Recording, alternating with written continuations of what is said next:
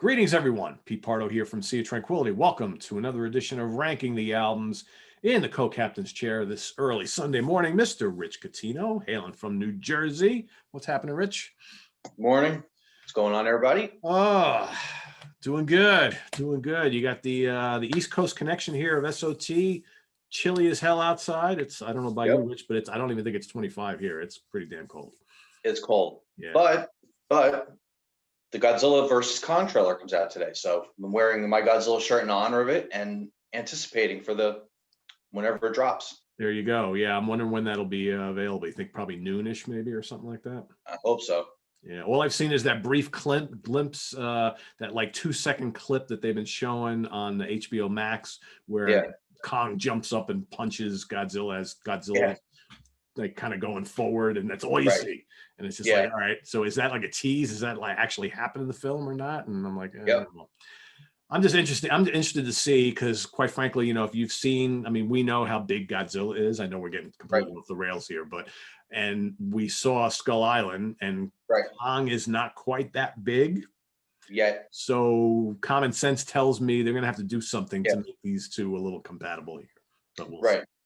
Right. Something's on Skull Island. Maybe the juice that he was drinking from the original movie. Remember? Yeah. That was in the juice. He's ingesting something to get to the Godzilla size to fight him. I guess. I don't know. We'll wait and see. But that's not what we're here to talk about today, right?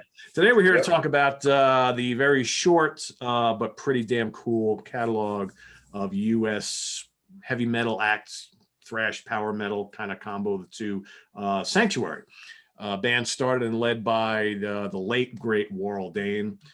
Band that released 2 albums late in the 80s, going into the early 90s, then broke up for a long, long time, got back together. Of course, Warrell had fronted and started Nevermore in between, a great, well-respected band. When Nevermore broke up, he resurrected Sanctuary.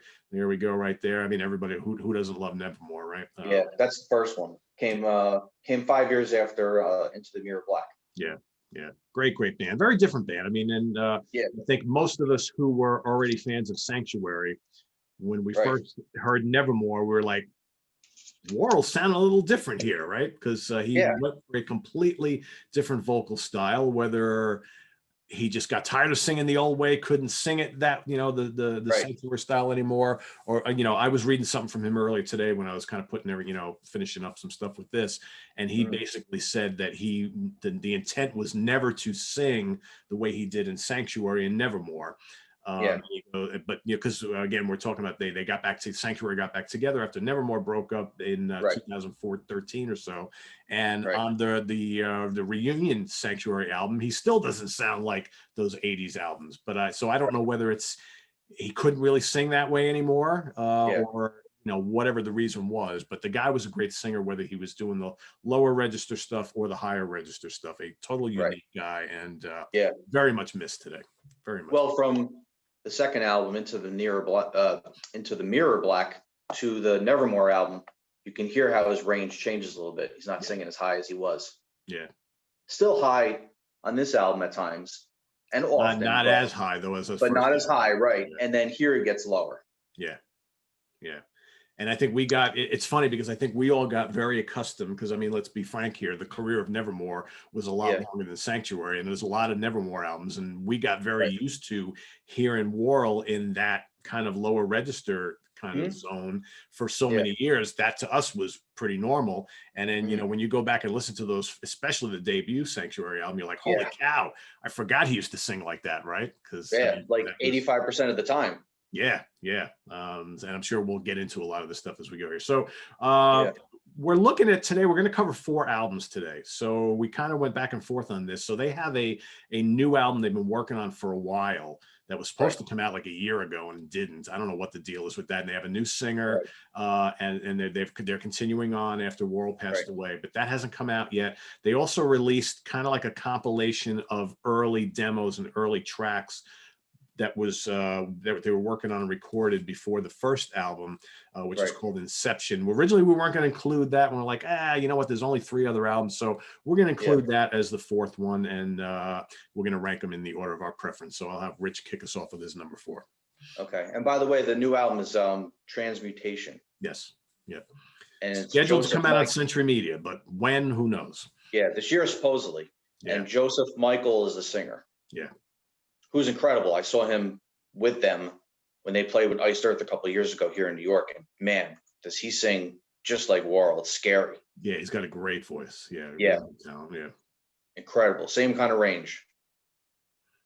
So we'll see. I'm assuming the album will be pretty good. I know there's going to be some people that are going to be like, Warrell's gone. I'm kind of done, and I get that, but I'm willing to hear it. I'm looking forward to it. Yeah, after hearing him live, I'm ready. Yep, exactly. Yeah. So, all right. So my 4 is going to be Inception, which came out in 2017. It has all the songs from the debut, minus, so 7 of the songs from Refuge Denied, minus the song Sanctuary and Termination Force. Yep. And Sanctuary is probably my favorite song on the debut. Great, I wish it was here as a demo, because these demos sound great. They do. But the other 2 songs that are on it that are not on the album are Dreams of the Incubus and I Am Insane, which are good too. Too bad they didn't show up on Refuge Denied. Yeah. But even though they're demos, they still sound good. They polished them up good. They don't sound like they're poorly recorded or anything, I don't think. Yeah. Do you? No, I just think that, and it's my number 4 as well. I think that they're not as fully realized. There's little, they made little differences here and there in some of the arrangements, and there's this, and I happen to like Mustaine's production on the debut. And I think that obviously they like you said, they sound like really well recorded demos. They do. And they're the same songs basically. There's not a lot there. And I absolutely think Dreams of the Incubus is a great song. Yeah, I am insane. I think out of the 2 songs that didn't make the album, I think that's the weaker of the 2. But I think the Incubus song is fantastic. It's really dark. It's heavy. Yeah. And Warrell sounds great as he does on all these songs. I just think that these are like the not as well recorded versions of what they've officially became. So it was hard for me, like, kind of where to put this in the ranking, because they're essentially the same tunes, right? Almost the same album as Refuge Denied. Yeah, and it's Almost. and we love it so much, but it's it's a little rougher sounding, obviously. And I didn't want to kind of diss any of the other albums and rank this above it. If that sounds weird, you know what I'm saying? Right.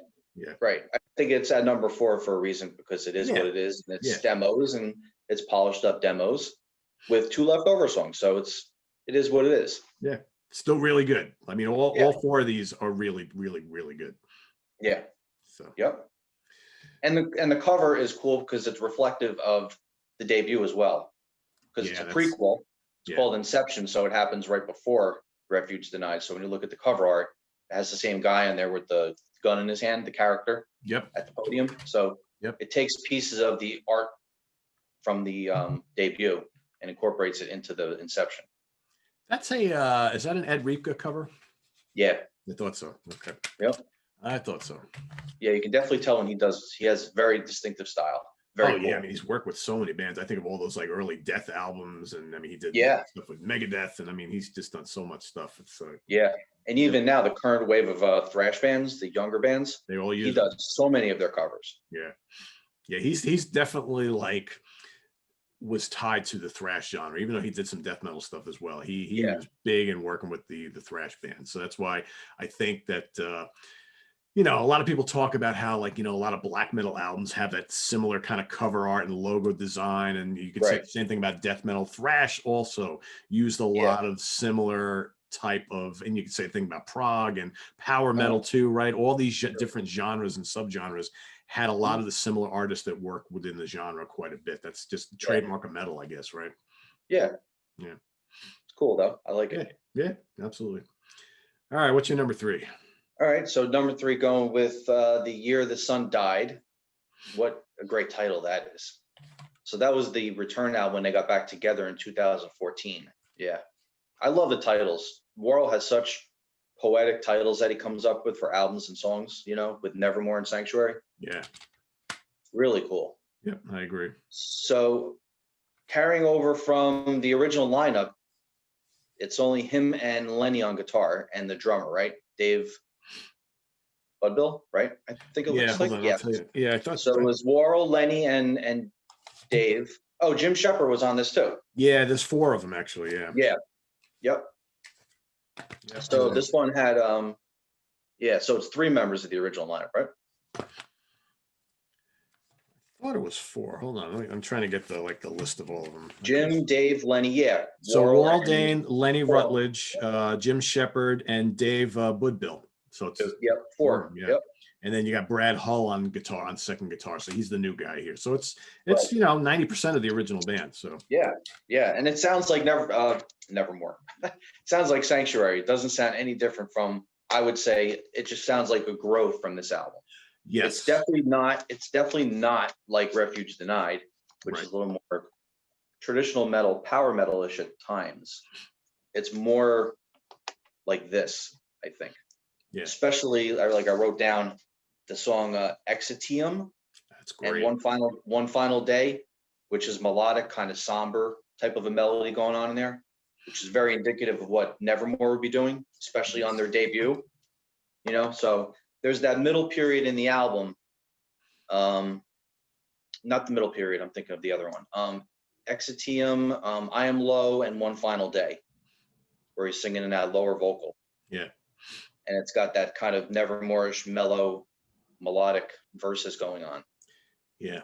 I think for me, I mean, I was reading some interviews with him earlier with Worrell shortly after this album came out, talking about this album compared to what he did with Nevermore. And in his mind, the two don't sound anything alike. But I think for a lot of us listeners, because he's using the same kind of vocal style, the same lower register throughout pretty much this whole album, there's that connection to Nevermore. But I think musically, this album still sounds like Sanctuary. Yeah, it sounds a lot like the second album, because the second album is very kind of gloomy and moody and longer songs and not kind of progressive and real thrashy like the Nevermore stuff. And not a lot of the shredding like on, because obviously Jeff Loomis is not involved here. But I think it has a similar kind of feel to Into the Mirror Black. And it does. Like you mentioned, a lot of real moody, heavy, gloomy, doomy type stuff on this album, which Exitium, I Am Low, One Final Day. The Dying Age too, I wrote down, is really different too. That's kind really of almost slow. It doesn't really kind of fit in the flow of the rest of the album though. I thought it's fine. No, because it's almost like a doom song to me, which is kind of weird, Yeah, but then you got Rise and Purify and Let the Serpent Follow Me and Frozen the single. God, those are awesome and they're crushing. Oh yeah. So Nevermore, and so good. Yeah, Let the Serpent Follow Me is a great song. Probably for me the best on the album. Questions Existence Fading that's kind of thrashy, I think. Yeah. And you mentioned some of the other great ones, I Am Low and Frozen, and a lot of really good songs on here. And it's it's a long album, because here by this point in time, almost every song on this album is 5 to 7 minutes long, and there's almost 5 minutes. Yeah, 3 or 4 of them are over 5 minutes, and you got one short instrumental. So 10 proper songs and one instrumental. Yeah. So it's bordering on an hour, and but it's a good hour. I remember I listened to that quite a bit when it came out. A lot of people were into it too, because I think for those of us who were listening to Sanctuary back in the day when they first came out, as much as we love Nevermore, but we already knew Nevermore was done, and the fact that he went and got the guys back together and put this back together, I was all in. And it's great because it feels like Sanctuary, but it also feels like Nevermore. So you're kind of getting the best of both worlds. So that's why it's at my number 3. It's still a great album. It's not one of the classics, but it's a great return. But I think it's at my 3 because it's got those elements of both Sanctuary and Nevermore. So it's very pleasing. Yeah, I mean, what's the thing it doesn't have? Jeff Loomis. Right. That's really that's what it doesn't have, and it's like, but I absolutely agree with you. It's the best. I think it's good that he wasn't on it though, because if he was, maybe it would sound too much like Nevermore. Yeah, no, I absolutely agree. He has a unique, way of playing his guitar, his tuning. I think he plays 7 strings too, right? Always. Yeah. That changes it too. That's why Nevermore had a different sound from Sanctuary. Yep. So yeah, I actually, when I was putting my list together, in fact, I originally had this album higher than my number 2. I had it in my number 2 slot, and then I turned it back around for a lot of the reasons you mentioned. It's like, you know what? It's really good. Yeah. But I stopped and I thought, I was like, God, but can I really rank it higher than any of the first two? Uh-huh. Hard, right? As much as I love it, I'm like, Yeah. man, those first two are just so classic. I was like, yeah, I don't think I Yeah. can do it. And I put it back to number 3. So So you're at the same spot I'm at. I'm at the same spot. Yeah. So And I think too, I don't know if you noted this, the title track should have been a Nevermore song. I think it's perfect for Nevermore. yeah. Yeah. I agree. Yeah. A lot of this would have worked as a Nevermore album. Yeah. And nobody would have blinked. Right. All right. What's your I'm curious to see how you rank the first two. Okay. All right. Number 2, going with the second album, Into the Mirror Black. Love that title. Such a good title. Right? Yeah. Cool artwork too. Very mysterious, dark. Yeah, really interesting cover. When you compare this to the first album, you're like, oh, that's quite a bit different. Yeah. Very poetic, thought-provoking kind of stuff, the black and white. So this one has, the single was Future Tense, Taste Revenge, Long Since Dark, Seasons of Destruction. I love. That's my favorite on this album. Awesome. So good. But this is what I wrote. What did I write down? This is the one with the middle section. That's so Nevermore. So Epitaph, Eden Lies Obscured, and then the title track is such a moody, doomy type of thing that Nevermore would do later. Yeah. It's very reflective of where they would go when he starts Nevermore. And even I'll tell you exactly what I wrote about that song. We're like we're on the same page. It's so scary. I said it's slower, more plotting, a precursor to what we would hear from the band many years later on their third album, as well as much of the early Nevermore catalog. That's exactly what I wrote. Yeah. And I noticed the lyrics are very introspective. They question existence and life and death on this album. Yeah. Which and I think that's very reflective of that artwork too, Well, yeah, I was going to say that. So here you've got this old guy. They're in the woods. It's in the wintertime. You got this old guy, and then what I can only assume is a young kid. They're both walking in opposite directions, right? Right. And then here and then you got the negative of that. The negative on the back, yeah. Yeah. So it's like, yeah, and I think the whole album has that feel to it. Like this album, when you listen to this, and I remember at the time when this album came out, I was so into the debut, and this came out, about 2 years later. And this album has a totally different feel to the first album. Totally different. The songs are slower. They're really moody and dark and atmospheric. And at the time, I was a little disappointed in this album. Okay. Although over time, I have grown to appreciate it. Yeah, but at the time, I was like, "Oh, this is not at all like that debut." It's like it's just so freaking dark and dense and just kind of cold, and But that's the vibe they were going for. Yeah, and especially the way lyrically. And the way Future Tense starts off too, it feels like that just in the beginning.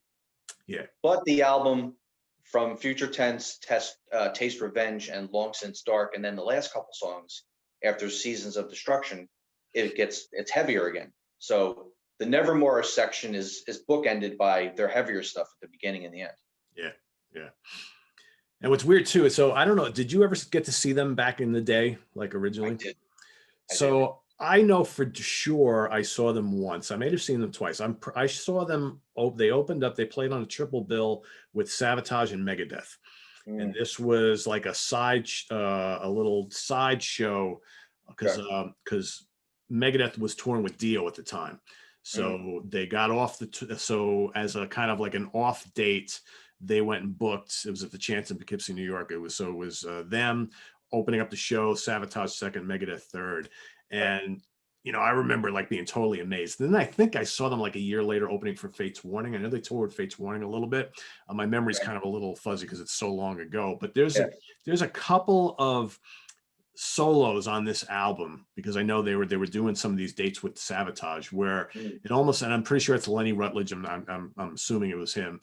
Some of the solos sound a little bit like Chris Oliva. So I'm wondering if them hanging out, he got a little rub from Chris a bit because I sense, and which I don't hear on the first album. So I'm wondering if those shows that they play with Savatage, kind of Chris's guitar style rubbed off on them a little bit because the little similarities there. But so what year would that have been? 80? 990? 88 or 80. Yeah. So I think when I saw them was 88. 88. Oh yeah, First that's when they time. toured Megadeth, right? Yeah. And then I'm thinking the Faith Warning show was 89 because I'm pretty sure they toured with them on the No Exit tour, if I'm not mistaken.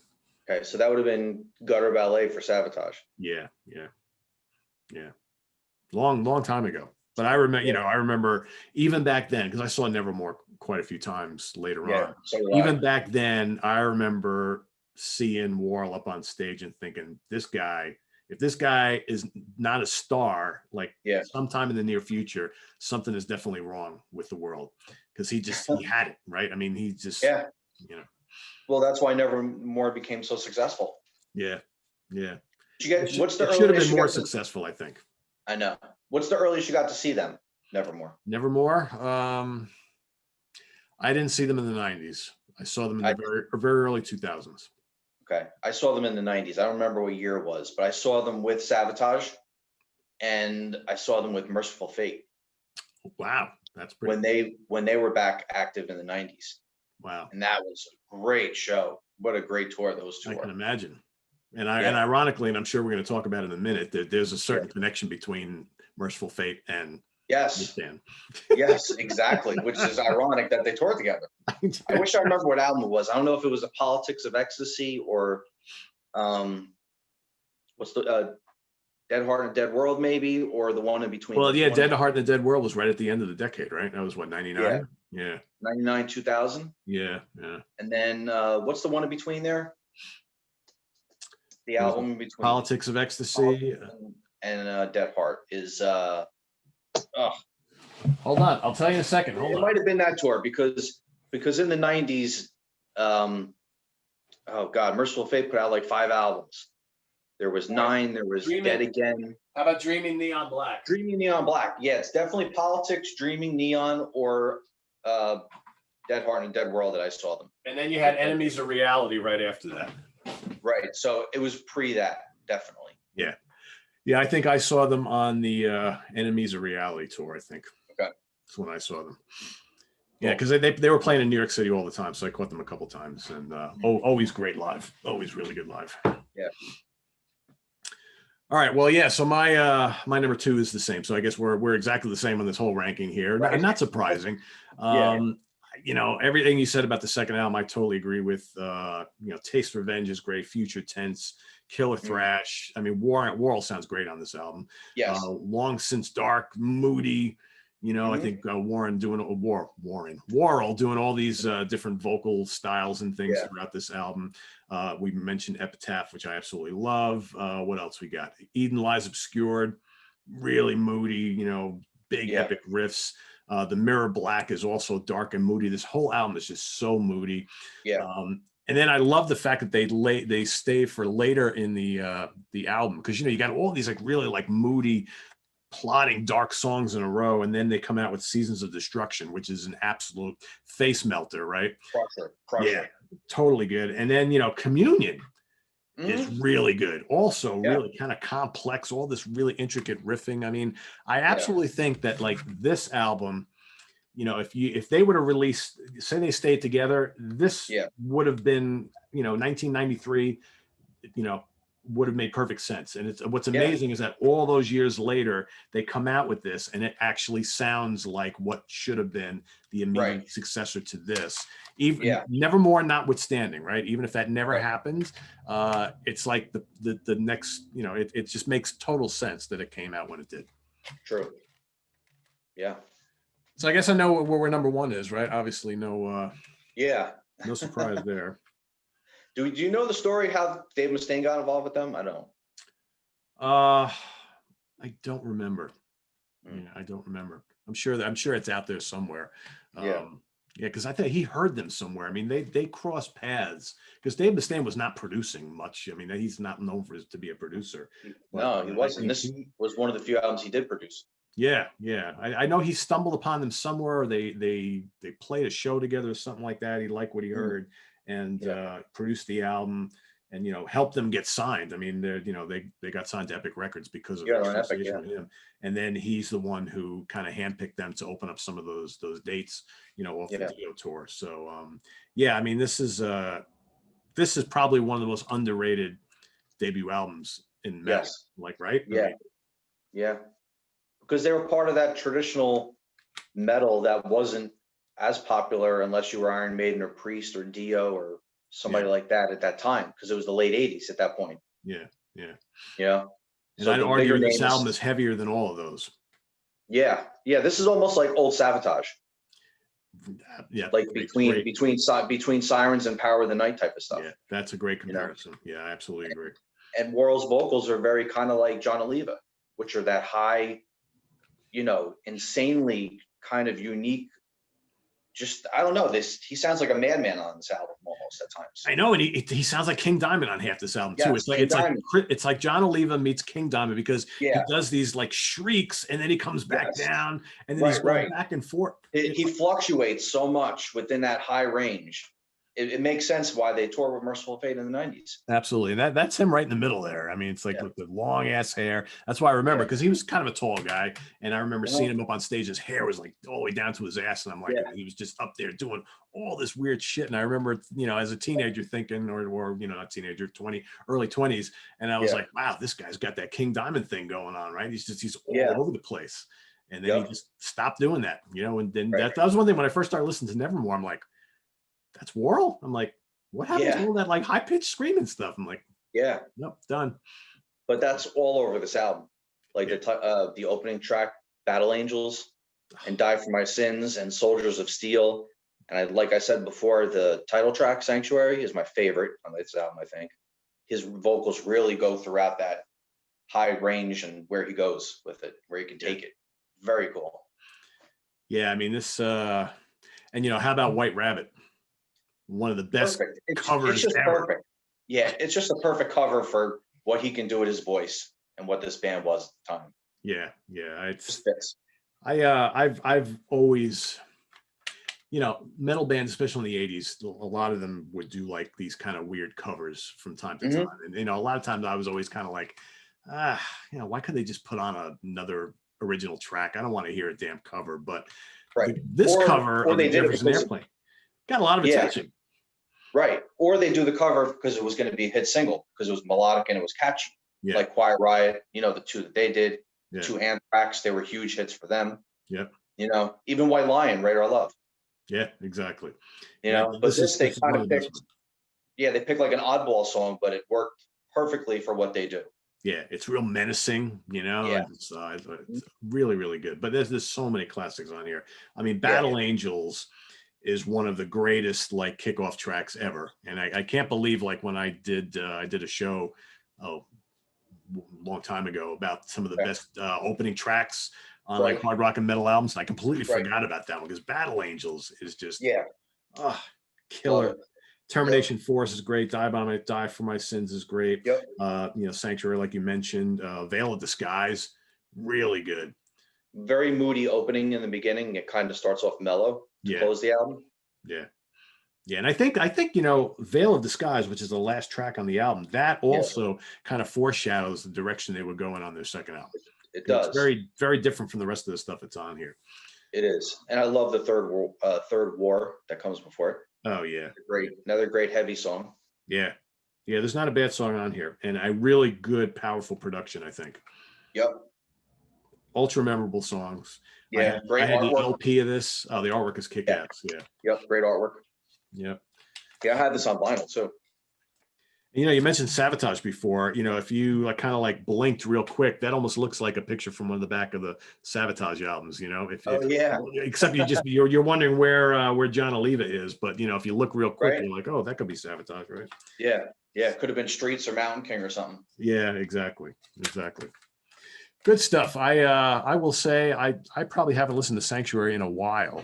And I really enjoy kind of digging back into these albums, getting ready to do this show. Because you forget sometimes, because I guess such a small discography and that long layoff and what have you, you kind of sometimes forget about some of these bands, and then you go back and you re-listen. You're like, oh yeah, now I realize why I loved this so much back in the day. Right, it still holds up. Yeah, really well. And the connection between this and this, the lineage between the second album and what would become Nevermore.